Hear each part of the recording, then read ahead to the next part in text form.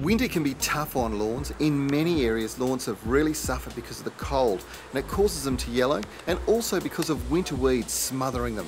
Now is the time to act, and you can clean up the weeds and kickstart your lawn into a very healthy state just in time for spring, and it's not hard to do.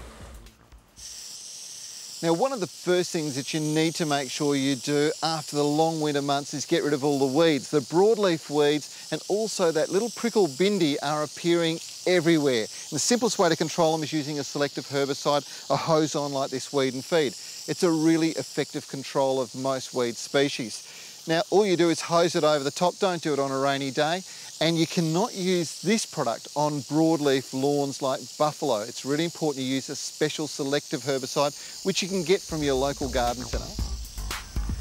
Lawns are incredibly good for the mind, general health and environment, and sadly they don't play as much a role as they used to in home gardens. Now, we've had a couple of hours of rainfall and the rain has soaked right through the grass and is now replenishing the underground aquifers. This is absolutely critical for large trees. It allows them to drink right through the summer months. And one of the other terrific benefits of turf is it sucks up all the pollutants. Now, normally water would have washed down the driveway or any hard surface and it ended up going into the drains and eventually out to sea. But because it runs off this and into the lawn sucks up those pollutants and stores them as carbon in the soil. Now, another thing that it does is it takes CO2 out of the atmosphere and does exactly the same thing. And that is absolutely brilliant for our environment. Now, adding a little bit of lawn can make an enormous difference to the amount of energy you use in the house. You see, a lawn will cool down the house and the garden. This means that you're also going to use less water.